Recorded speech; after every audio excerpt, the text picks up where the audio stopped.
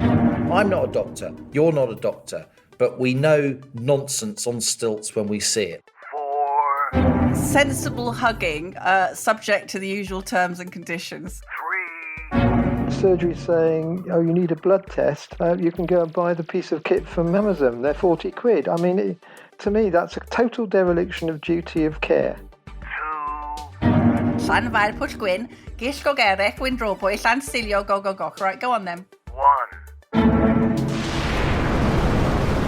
We have liftoff. Welcome once again to Planet Normal, the Telegraph podcast with Allison Pearson. Hello. And me, Liam Halligan. Keir Starmer lacks a compelling economic message. The Labour leader is in thrall to the woke left. Who says so? No, not Alison Pearson, our revered Planet Normal co-pilot, though that's what she thinks. It was actually Tony Blair, the only Labour Prime Minister to have won a general election majority born in the last 100 years, speaking after last week's flurry of elections. On this week's Planet Normal, we'll be discussing the upcoming public inquiry into the government's handling of the COVID pandemic, confirmed by the Prime Minister this week, and in particular, the role played by GPs. But first, co-pilot, we've been talking a lot, haven't we, about last week's elections, analysing the fallout from what Rod Liddle says we're not allowed to call Super Thursday, and last week's disastrous Hartlepool by-election result. In your latest Telegraph column, what did you mean when you said Labour seems to despise the very people it came into existence to protect? Oh, goodness, co-pilot. Now, before we get stuck into the dustbin of history where the Labour Party and Sir Keir are soon to be consigned, we're coming up now for the week when we can have sensible hugging. So I hope you're ready. I'm ready. Brace. Brace, a cautious cuddle, but not face-to-face. So we're going to have to do back-to-back. Because we've all been schooled by the BBC on how to hug, haven't we? Talk about the nanny's state. It's actually appeared before our eyes. Sensible hugging, subject to the usual terms and conditions. But I think one of my favourite things of the week, Liam, is, all the countries we're now allowed to visit for our holidays on the green list. And I thought you and I could go to South Sandwich. Are you ready for this? South Sandwich is a British overseas territory in the southern Atlantic Ocean, population 30, a remote and inhospitable collection of islands. Now, this is the best bit. You're going to love this. Remember, this is one of the few places we're allowed to go on holiday. There are no scheduled flights or ferries to and from the territory. So we can go to South Sandwich, but you can't get there because there's no planes and there's no ferries. Anyway, now coming on to the absolute evisceration of the Labour Party last week, which I must say had a high amusement factor, particularly after your lovely interview with Rod. You are normally our resident nerd, but I'm going to out-nerd you now. So it's a Velva moment. Shaggy. It's Velma and Shaggy. Here she goes. In the Mitcham and Morden by-election of 1982, it was a rare example of a governing party gaining a seat in a by-election, and that was the Falklands effect. And I think that was among the last instances of a ruling government pulling off what the Tories have just pulled off at Hartlepool. And it is amazing, Liam, isn't it? If you think about it, the Tories have been in power for 11 years. It's the incumbent government and the opposition cannot even hold on after 11 years of Tory government to what should be a safe Labour seat. And I think all bets are off now. I mean, do you think, A, Keir Starmer can survive? A bigger existential question, can the Labour Party survive? Well, co-pilot Nerdville, the last time a government actually won a by-election was in 2017 in Copeland, but we'll put that to one side because Mitcham and Morecambe was the last time before that. So right. Oh, okay. But anyway. Oh, I knew you'd get back at me. Honestly, I can't teach you. I'm going to start speaking in Welsh in a minute. It's just I can't teach you anything. I thought you'd be impressed. Llanfair Pwll Gwyn. Llanfair Pwll Gwyn, Gill go gerech, Windrobwy, Llan Silio, go. Right, go on then. Go on, Labour Party. Is that 53 letters? I think it is, isn't it? It's the longest place name in Britain. It was an astonishing result. Also, in the same part of the world was the re-election of Ben Houchen, who we've had on Planet Normal, Yeah. the Tees Valley mayor, who got 72% of the vote I know. in what is, typically very much a red wall part of the country. And I think on the one hand, it shows the Tory party now have become the natural choice of the working class, at least for now. That could change. And Labour, as you said yourself, it seems to have really lost touch with its traditional voters who feel over many years now that they've been taken for granted. And it's partly a Brexit thing. You hear it again and again and again when you travel in the northeast, the northwest of England, in the Midlands, people feeling that their vote for Brexit was taken for granted and actually thrown back in their face by the very people who are now leading the Labour Party, not least Keir Starmer. But it's also the sense that the Conservatives, whatever their other faults, whatever they've been doing in terms of buying expensive wallpaper and infighting at Downing Street and all the ferrets in the sack stuff that we saw in the run-up to this by-election and Super Thursday in general, it shows that a lot of voters now feel that the Labour Party is thinking too much about very, very marginal issues, important to some people, important to the people concerned, about identity politics, about transsexuality, about decolonising the curriculum. This stuff is just not mainstream at all. And for most people, phrases like calling out and gaslighting and all this ridiculous woke language, it doesn't only feel irrelevant to them, it actually really annoys them that people who they're paying through their taxes to oppose the government and to drive our body politic forward are wasting their time on issues that really, for many people, should be banished to student politics. I think that's absolutely right. I mean, what strikes me, Liam, is just the furthest north that Keir Starmer's comfortable in is Camden. That's North London, isn't it? And I don't know, there's some nice pubs in Enfield. But I think it's just got this sort of cloth cap miserablest view of the North, which you were up there recently, weren't you, filming a documentary? The last time I was up there, people know how to enjoy themselves. I'm absolutely convinced the northern working class are better at having a good time than the sort of, stuck-up southern middle classes, obviously to which I belong. But anyway, and I think people in Hartlepool, people in Doncaster, people in Castleford, what do they want? They want a nice house. They want the kids to go to a good school. They want to be able to go to their GP. We'll come on to that later. They want to be able to afford a couple of nice holidays a year. So Keir Starmer, when he went up to Hartlepool, there he is in the local food bank, very worthy, undoubtedly, virtuous and so on. But Boris was there with a sort of giant inflatable Boris, looking like, we can bounce back. This is great. Actually, we haven't got a giant inflatable Halligan yet, but I think that's coming when you join GB News, isn't it? Keir Starmer, he just looks like such a miserable As long as man. it's a bit more flattering than that Donald Trump one. That's orange blimp that Sadiq Khan sponsored when Trump Yes. came to the UK. Yes.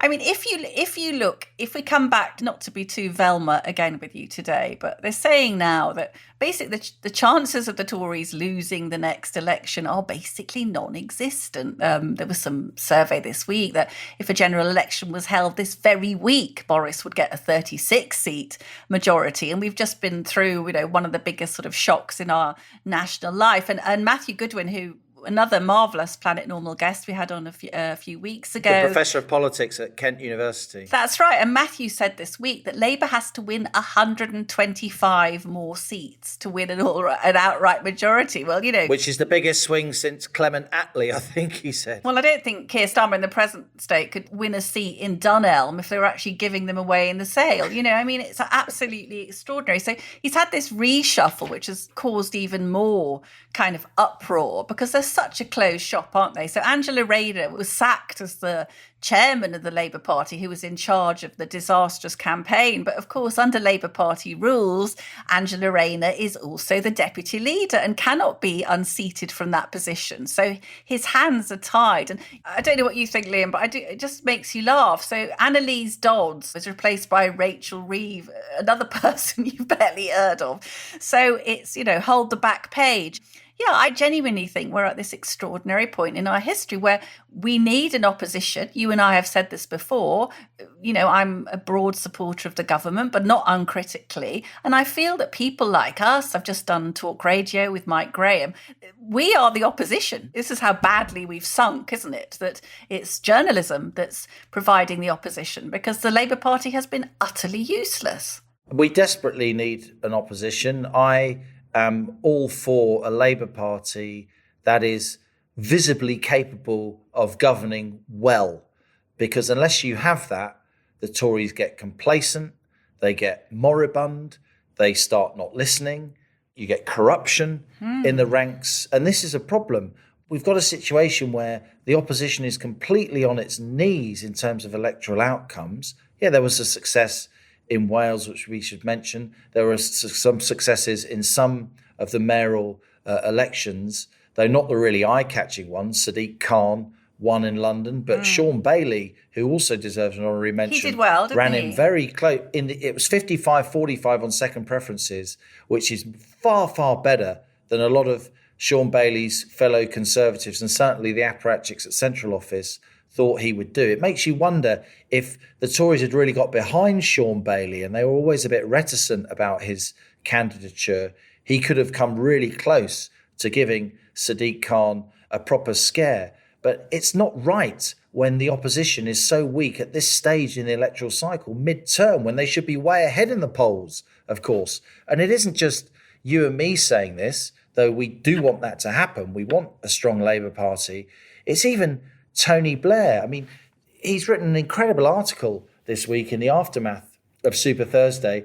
And he said that, as I said in the intro, Starmer lacks a compelling economic message. And he says, under the current path, under the current Labour leader, Labour is heading for an inevitable and possibly cataclysmic disaster.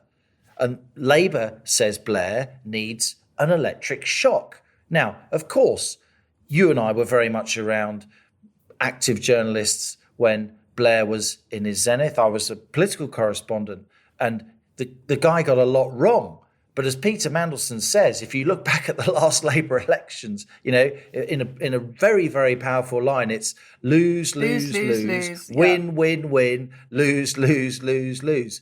Labour have lost the last 4 general elections in a row. Something has to change. They cannot win if they keep following this identity politics stuff. They have to track to the centre ground. They have to move more towards where Blair and Mandelson were in their heyday if they're going to have any chance of governing, if they want to govern, Allison. And this is my concern, that the people at the top of the Labour Party, they're basically professional oppositionists that don't think they've actually got the mettle to govern. And if that is the case, they need to get out of the way and make way for an opposition that does feel it's got what it takes to govern.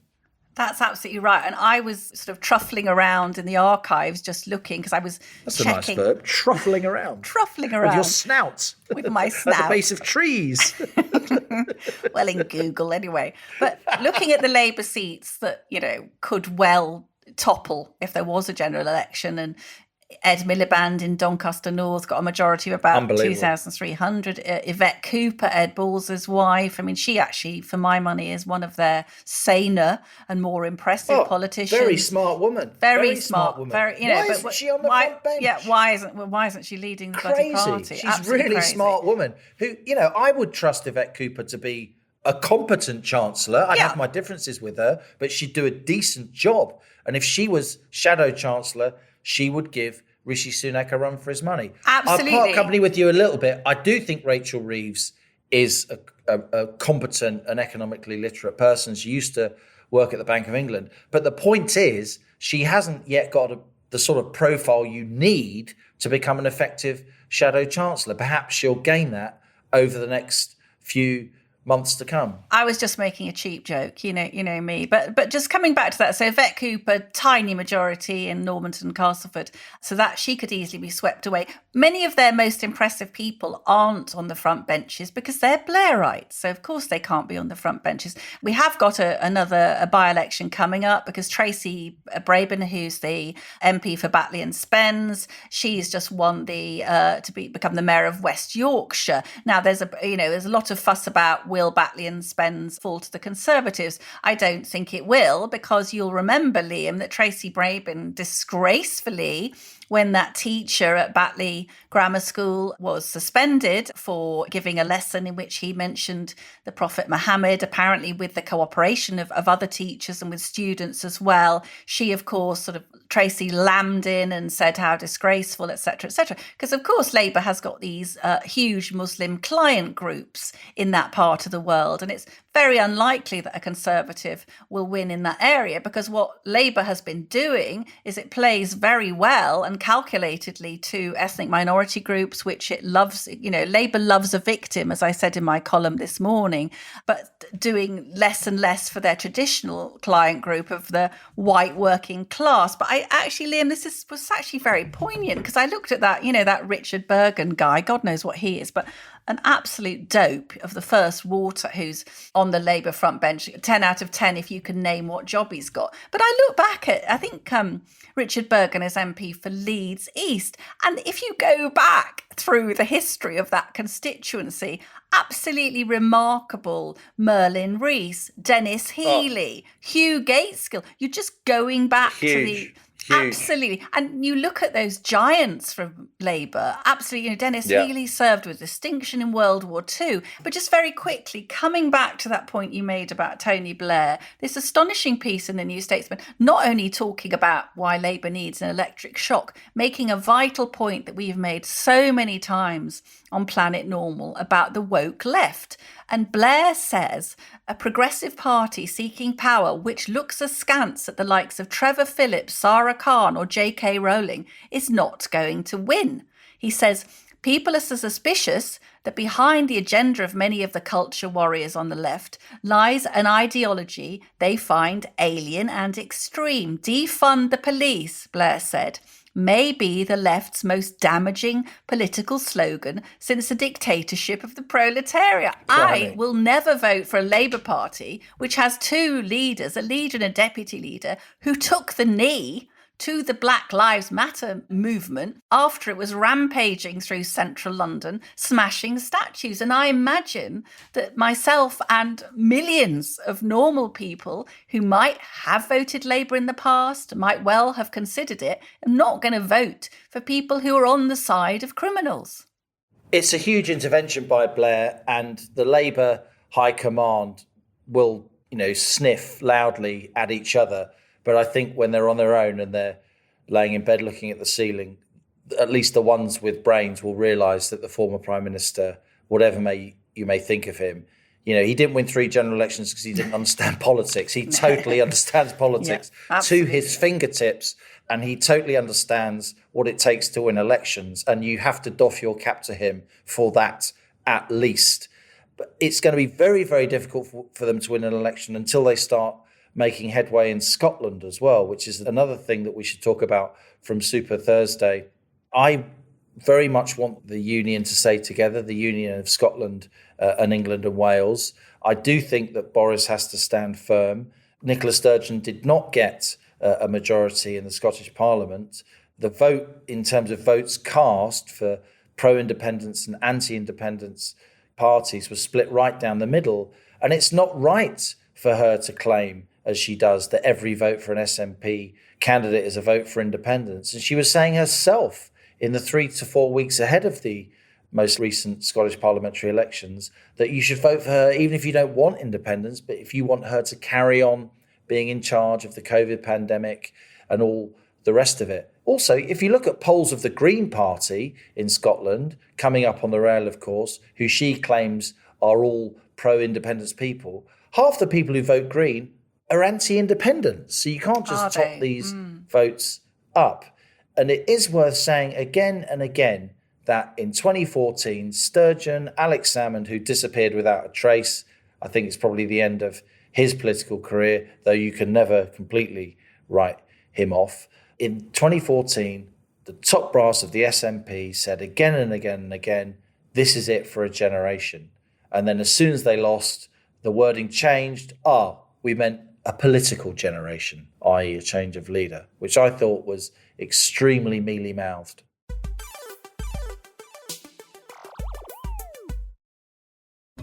Hello, I'm Christopher Hope, but my pals call me Chopper, and you can too. Just dropping into my second favourite podcast to tell you about another Telegraph show, mine. As the Telegraph's chief political correspondent, I spend my days holding politicians to account and asking them about the things that affect you.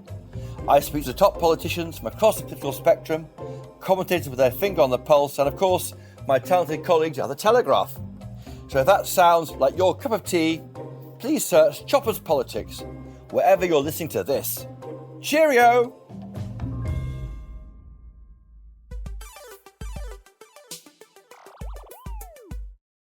Last week we interviewed Rod Liddle, the fearless, sharp-as-a-tack spectator writer, and you can catch up with that interview and any of our other 50 previous guests on the Planet Normal archive.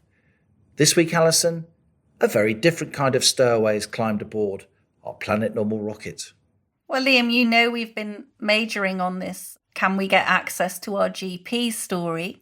And I wrote about it last week in the Telegraph, and obviously we talked about it on the podcast. And I must say, in my journalistic career, I've seldom had such an overwhelming reaction from readers and listeners. It's literally thousands. I can't even get through them, and they're resounding in my head the whole time. And the inspiration for this really was, you'll remember that a guy called Nick Stokes wrote several months ago to Planet Normal. And Nick had been the former chair of a major NHS trust. So he had very interesting and damning things to say about the NHS turning into the COVID-only health service.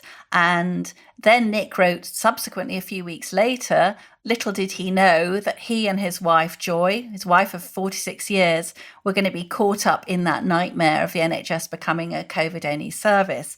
And Joy, who had had breast cancer back in 2006, but had made an extremely good recovery. Joy was a PE teacher, a golfer, a dog walker, massively fit, dynamic lady, a huge pillar of the community in their village.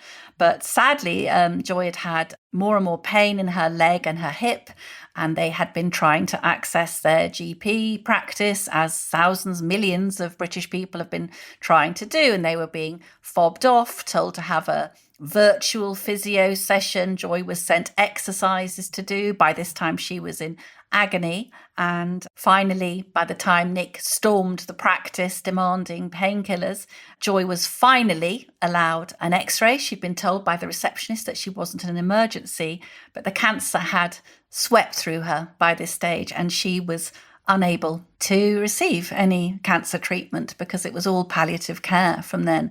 So Joy died just over 3 weeks ago, and Nick has brilliantly, I think, wanted to do something to justify Joy's life and the way she died. And so he so wonderfully has agreed to speak to Planet Normal this week to tell their story and everything he's deduced from it, this terrible, painful experience he's been through, and the lessons that we should be learning from Joy's death. So I asked Nick to talk us through, starting with the beginning of Joy's and his story. The pains got a bit worse when it got to about September, and we sought some action from the GPs and struggled to get any real response. The assumption they were taking was it was simply arthritis. They didn't want to see Joy. Any conversation we had was telephone. They then suggested that perhaps we might like to refer ourselves to the physiotherapy team in the county. They wouldn't either come out and visit. All they did was have a telephone contact and provided exercises. Joy reported that the exercises weren't having any effect, so they did say perhaps you ought to have an x-ray. And in the meantime, we also went privately to physio and also aromatherapy activity to try and get some solution, and that didn't have any effect either. So when it got to around about the end of October, we had letters from both the physio and the private people to say that she needed to have an X-ray or a scan. They were provided to the GP surgery, but nothing happened for 3 weeks. Eventually, Joy chased them and spoke to a locum who said, you don't have any need to have an X-ray, but I'll sort you out a blood test. And that was towards the end of November. That never happened. We carried on trying to get some treatment, but obviously we were now in lockdown again. And when it got towards Christmas, her pains got worse to the point that she was almost immobile. She used to play golf. We've got a golden retriever, so she used to walk the dog. She was driving a car, but she couldn't do any of those things by Christmas. So eventually her pain level became such that I rang the head GP and managed to eventually get through and demanded some painkillers. And he finally agreed at that point that perhaps he ought to organise an X-ray, which happened on the 5th of January. 3 days later, we had a phone call from the GP surgery saying, you better come in, the GP would like to see you. So we both went in and had an hour with him, when it was absolutely clear that he was embarrassed that he'd not progressed things earlier, because he said it's not arthritis, there appears to be some suspicious activity going on, you need blood test urgently. We were told that was organised 3 days later, and literally the same day we had that blood test, the surgery rang and said, take your wife straight to the hospital. She's got very high calcium levels, which are very dangerous, and she needs urgent treatment. Then the hospital treatment, which basically lasted for just under 3 months, but was never got to the point where she actually was able to have the appropriate cancer treatment, because the cancer was spreading so quickly that she wasn't strong enough to cope with the treatment that was being identified.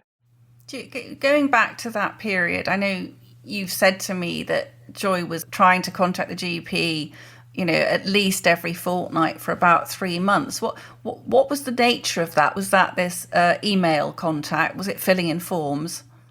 That was phoning the GP surgery at the times when one was meant to do so. So basically, it's a practice that has a system where you phone, you can make an appointment with a telephone contact with a GP several weeks ahead, but they then say if it's urgent, you could ring us at 8 in the morning or 2 in the afternoon, and we'll see if we can fit you in on that day.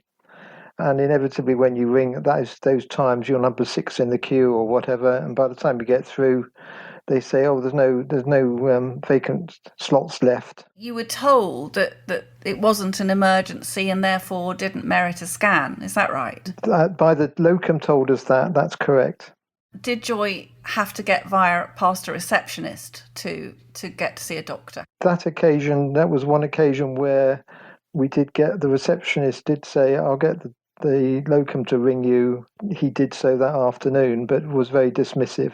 As Joy had breast cancer, I know that her mammogram had been clear, but surely a red flag should be flying when someone's got these, someone who has been a cancer sufferer has these, quite dramatic pain.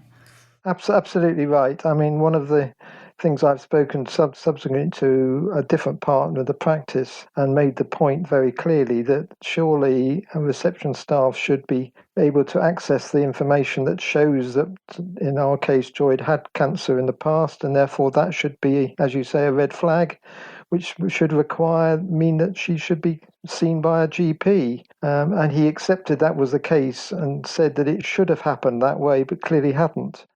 Did you and Joy have a sort of growing sense that things were getting quite urgent? I mean, obviously her mobility was, you said she was a keen golfer. We'll talk a bit about her later on, but she was a very fit woman. Was she getting incredibly anxious? Was she too modest to insist, do you think?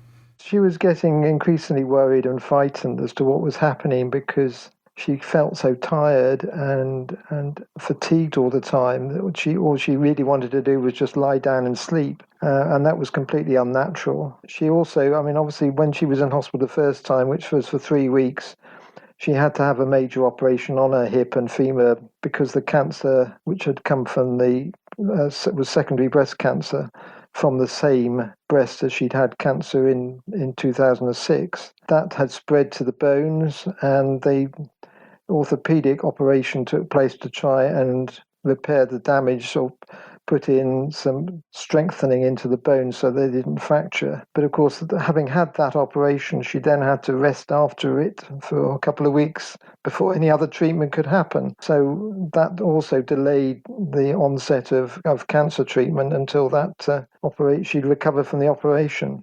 Were you angry, Nick? Was Joy angry? How did you, or was it all happening too quickly for you to react like that? She was always a fighter. She'd always battled through everything in her life and always come out the other end smiling.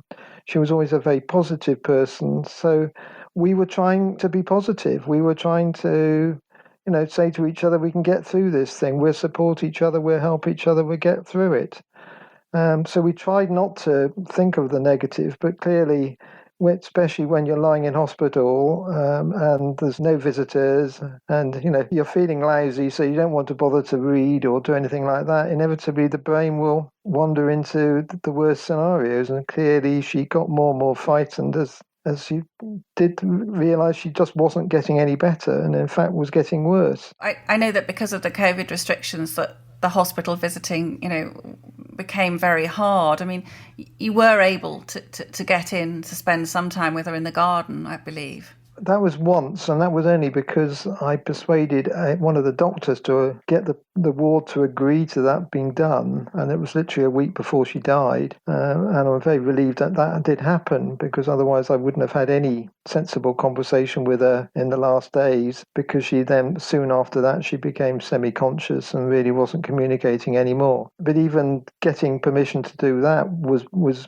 quote-unquote breaking the rules. What was the last thing she said to you on that final coherent conversation? Can you remember? The last thing she really said was, "Please don't leave me here. I'm frightened.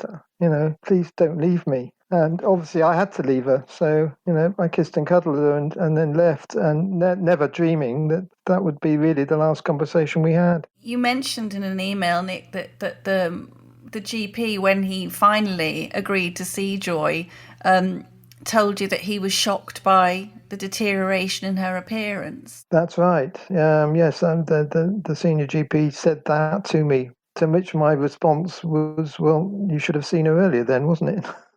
Your son Craig sent me some lovely photos of you and Joy, because we need one for a Planet Normal guest, and I sort of feel that Nick is a Planet Normal guest this week, and Joy is also our Planet Normal guest.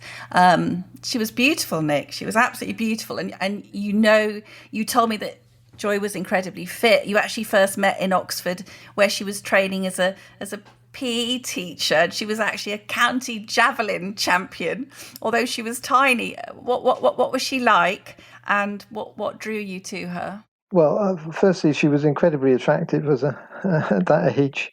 Absolute beauty. I remember the first time that we went out together, she had purple hot pants, velvet hot pants on. Wow. With high boots and a purple streak in her hair, long hair. She looked absolutely stunning. And we went into a local pub, and I think the locals in the pub's eyes went out on Stokes. I was absolutely smitten with her from the first day I saw her. She was always somebody who was full of life, full of vitality, always operated 100 miles an hour. All her friends would say she exhausts us because she's always doing so many things and getting on with life. And she was always somebody who thought of others before herself. You said that it was very hard to get down to the 30 people permitted under the COVID rules for the funeral. That must have been hard. We tried to organise as much opportunity for people to pay their respects, and both at the golf club and then in the village. There must have been probably up to 200 people that had turned out on the day just to stand at the pavement side. which was just an indication of how popular and she was.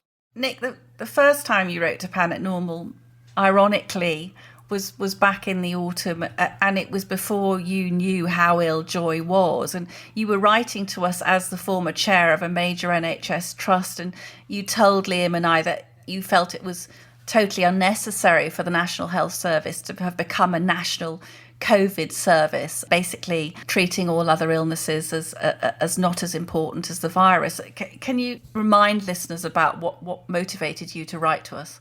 Yes, I mean, it was at the time when you were getting information from George about what the real figures were, and we were being told by the media that the NHS was being swamped and it was all falling down. And of course, those of us who'd worked in the NHS over the years would know that every winter the flu season happens, and lo and behold, the NHS struggles to cope. And every year I was involved with the hospital I was at, there would have been pictures in the media of ambulances sitting outside A&E departments with people on in corridors and so on. That happens every year because every year there are something in the order of 12 to 15,000 deaths from flu. What should the NHS have done in terms of dealing with COVID, do you think? They should have organised it in such a way that the COVID patients did not prevent the normal patients from having the normal treatment that should occur just as a matter of normal practice, and particularly those with cancer, heart conditions, dementia and so on. But of course, the only way they could have done that appropriately was to have had COVID patients in one hospital and non-COVID patients in a completely separate hospital. And that never happened. They built new hospitals or temporary ones, but they never actually filled them. Nick, your career was in marketing, just to let listeners know, and in 2003 you became a non-exec director of a major NHS trust in the Midlands, eventually becoming the chairman. How would you honestly describe the NHS as an organisation? Excessively bureaucratic, to the point that what you were required to do in a hospital is provide excessive amounts of information about your performance, much of which doesn't appear to have any great value or any real justification.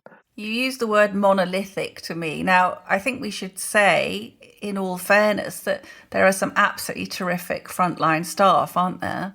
But squatting on them is this vast over-managerial culture. Is that fair comment? Absolutely. The hospital that Joy finished up with, I couldn't fault the quality of the service being provided by the doctors and the nurses, as I would put it, on the front line.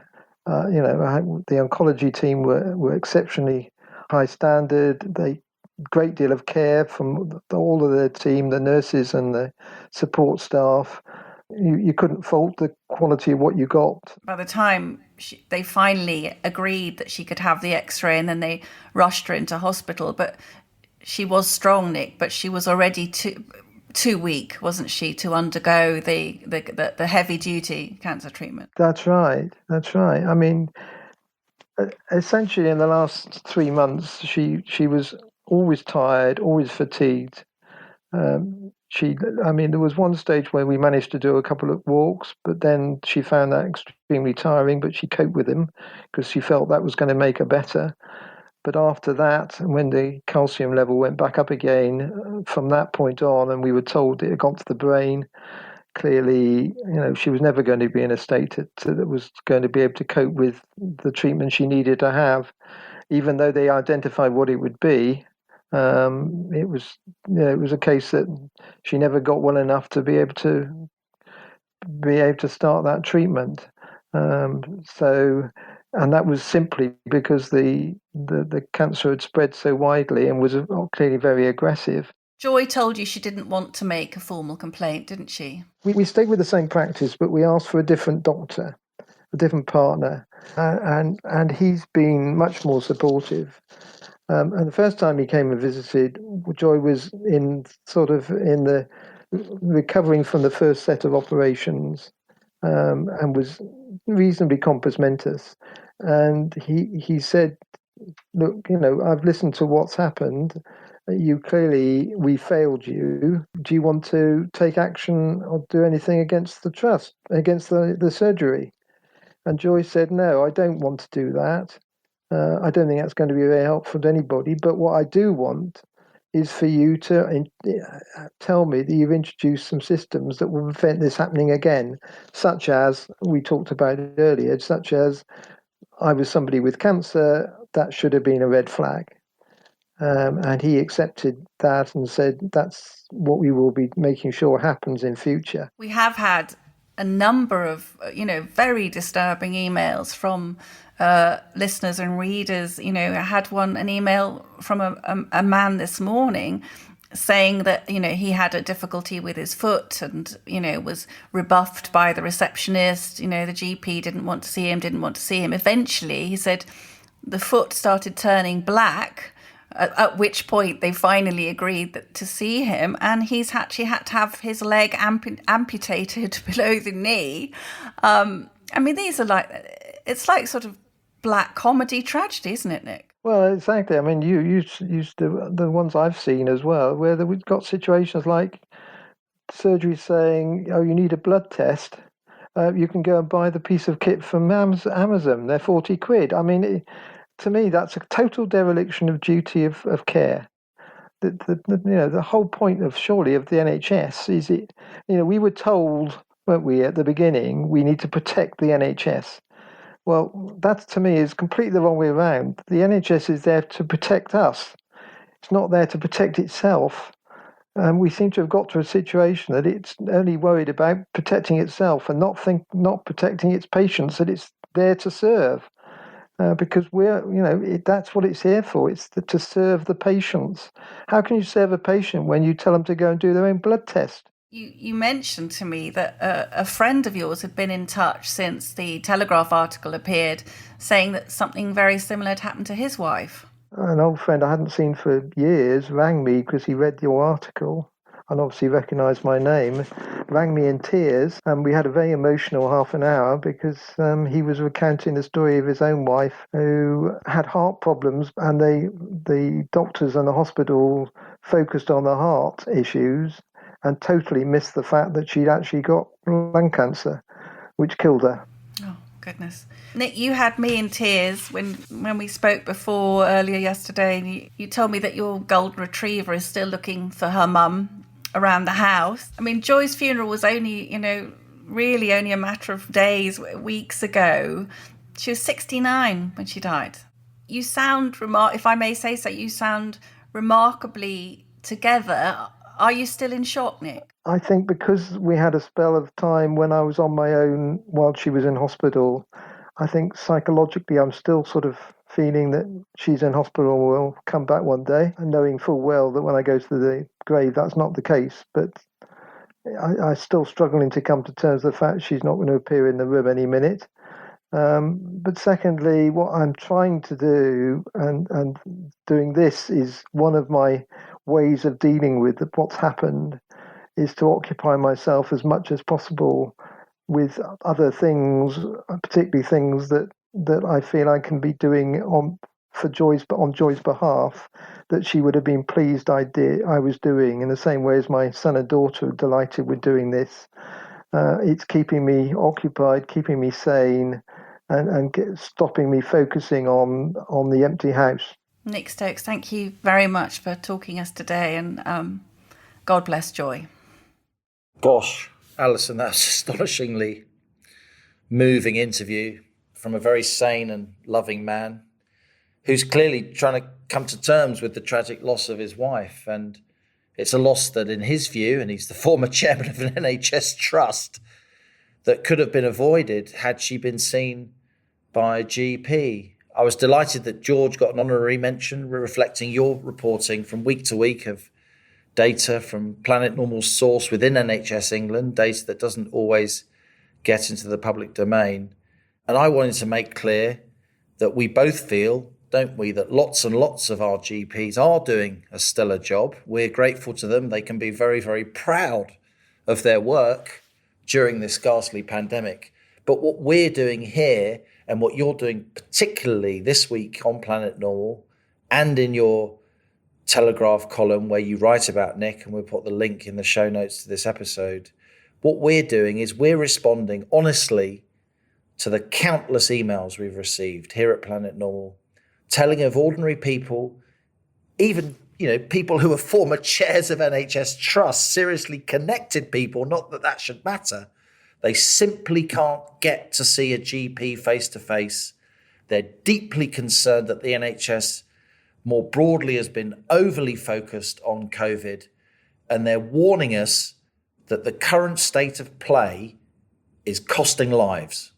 That's right, Liam. And I think what Nick wants to do on Joy's behalf is make a fuss, what's going on. So what I've been trying to do, it's unbelievably hard to find out what's going on. Where are these instructions to just do telemedicine? What a terrible word that is, telemedicine, digital triage, e-consult. People are telling me they're filling in one of these e-consult forms, but there are only a limited number of categories. So you say, choose a body part, my eye. You can't say, my eye's got a giant cyst on it. So, I think you said to me, didn't you, that you get better service when your car's been scratched. So what I'm trying to do, Liam, is looking at what is going on in this system. So this is what I've deduced. In a speech on the lessons that the NHS can learn from the pandemic, the Secretary of State for Health, Matt Hancock, said that all GP appointments should be done remotely in future by default, unless a patient needs to be seen in person. And then I was looking at, in 2019, the NHS long-term plan said that in 10 years' time, we expect the model of care to look markedly different. The NHS will offer a digital-first option for most. No, absolutely. We didn't vote for that, did we? But allowing, they said, for longer and richer face-to-face consultations where patients want or need it.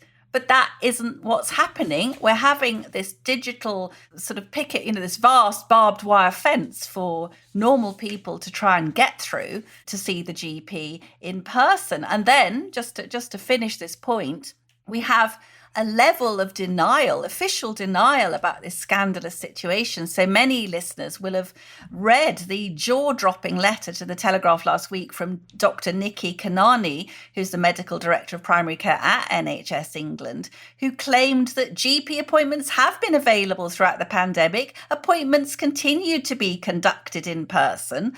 Video consultations allow a clinician to triage a patient to the right service. Furthermore, this is so astonishing to me, Liam. She must know that is nonsense.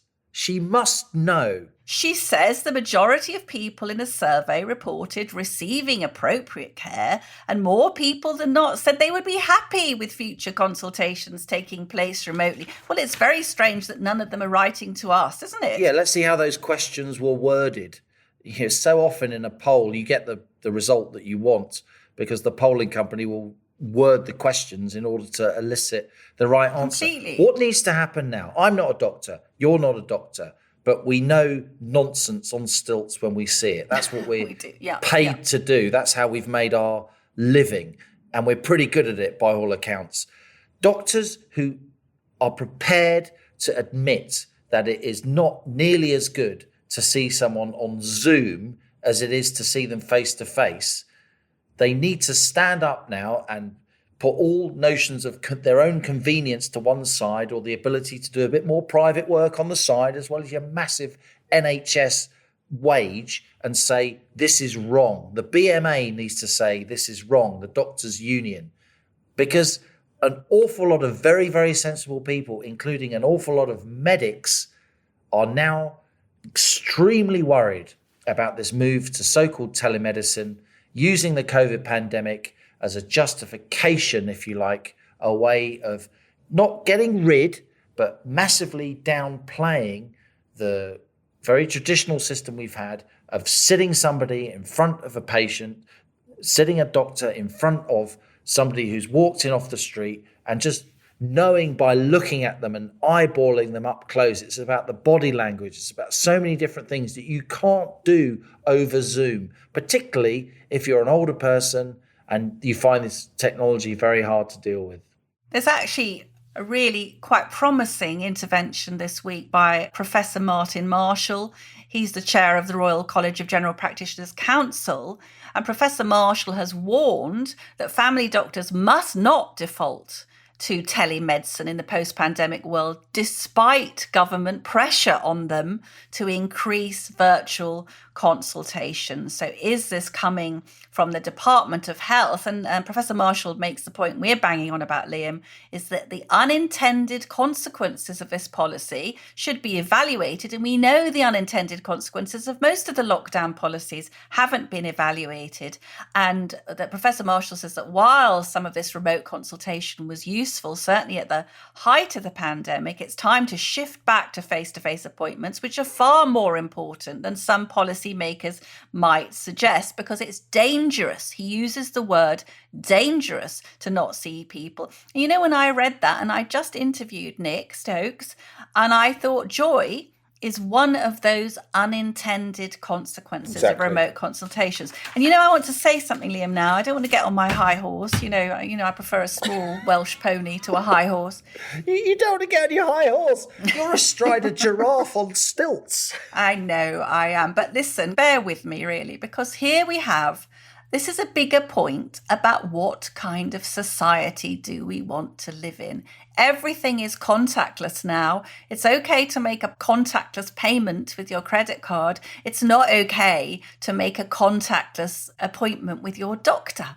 And we've seen bobbies disappear off the beat. We can't get hold of banks. We can't get hold of utilities providers. Your call is important to us. No, it bloody isn't, because you don't answer the phone. So essentially, all of these so-called improvements, technological improvements, are not improvements for the human beings who are having to deal with it. When I get an email from an 84-year-old woman telling me she's been told to take a picture of the moles on her back, and when she says, I can't do that, the receptionist at the GP says to her, take a selfie in the mirror, to an 84-year-old lady who lives by herself. That is not a general practice service, which I voted for at the last election, and I bet you it isn't a GP service that most Conservatives voted for. This public inquiry is coming down the track, Allison.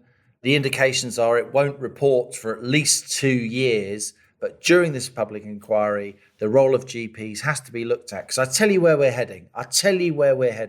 We're heading for a system where if you can afford to go private, you get to see the GP. And if you can't afford to go private, here's a Zoom link if you're lucky. That is a complete dereliction of the founding principles of the NHS.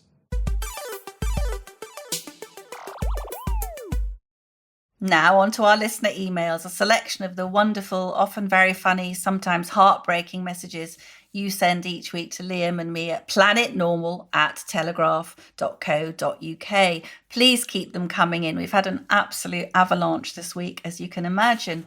And here's one on the topic of the moment from Tony, who is a retired surgeon. I qualified in 1968 when young doctors did about 100 hours a week in hospital and understood what service and servitude was about. Even as a consultant surgeon, I was on call in Greenwich alternate nights until I was 55.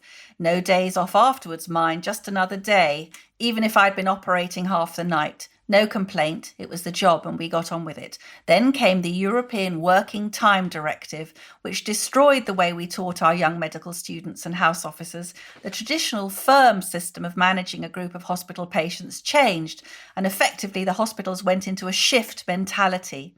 When your house officer looks at the clock in the operating theatre and says, I am going now, it's 5 o'clock and my shift is over, despite the patient's belly still being open and the surgery uncompleted, the traditionalist sighs and just gets on with the job. But that clock watcher went on with her contemporaries to destroy what used to be a service we were proud of, even with its faults. It was a service despite all. Mr. Blair, may he hang his head in shame, gave GPs the cushiest contract imaginable, no on-call for them. So how many real emergency cases did come their way? Of course, most went to A&E. 1 or 2 might have been seen by agency call-out locums from overseas, moonlighting. No wonder most GP practices have performed poorly. The original attitude was flawed, and the situation is aggravated because so many female GPs are part-time or away on maternity leave. I suspect the situation is irredeemably damaged. Politicians will not save it, especially not Hancock or Whitty. Jonathan Van Tam might just talk some sense to power, but he is a scientist, not a clinician, sadly. Yesterday, I managed to get an appointment with a rheumatologist to discuss joints and thighs. I'm quite badly limited in what I can do now. Lovely man, immensely courteous, professional, took a careful history, did a good examination in person. He is from Milan. Grazie mille. Oh. This is from Alice. After so much dreadful news and poor reporting, particularly by the BBC, says Alice, it's refreshing to hear intelligent common sense. I can't wait for Thursday mornings. You have a diverse range of guests that open my eyes to the enormous number of sensible people out there, which is so comforting in this curious Twitter-led world where the rest of us feel like aliens. Keep hammering the powers that caused the disgraceful and inhumane post office tragedy. There's so much injustice out there for us mere mortals who can only look on bewildered as those in power get decorated and promoted after doing appalling jobs at our expense. If those tickets to Planet Normal are ever available, says Alice, please put me down for some. I think everyone wants ticket to Planet Normal. I certainly do. One way ticket to Planet Normal. We're not coming back. Here's a review on Apple Podcasts from Fred. Presenters Halligan and Pearson are the Burke and Hare of COVID. Hunting propaganda. They're the Victorian grave robbers, right? Hunting propaganda to be dissected on their operating table of facts, objectivity and balance. All done in a light-hearted, easy-to-listen format.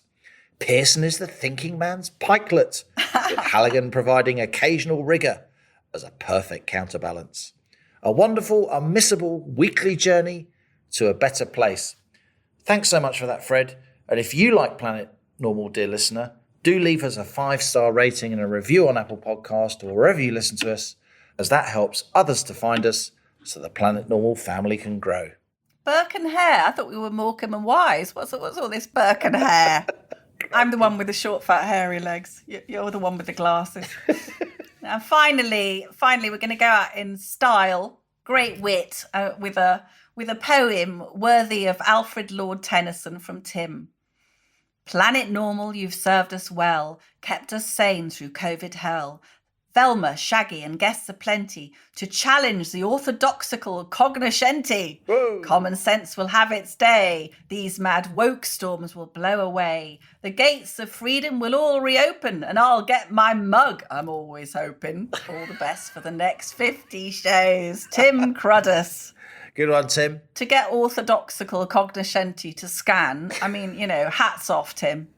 Before you ask me, I think we've got to give the Planet Normal mug to Tim, particularly as he's asking for his mug in his specially crafted Planet Normal poem. So the highly desirable Planet Normal mug goes to Tim. Well done, Tim. So send us your postal address on email, Tim, and we'll get that mug to you by return.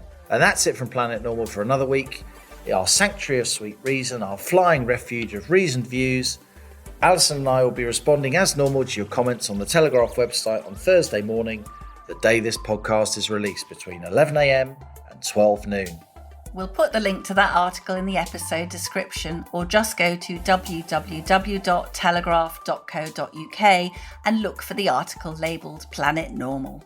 And as we speed away from our beloved Planet Normal, and the madness of planet Earth comes back into view, thanks as ever to our producers, Louisa Wells, Isabel Boujard, and Elliot Lampitt, and our editor, Theodora Laludis.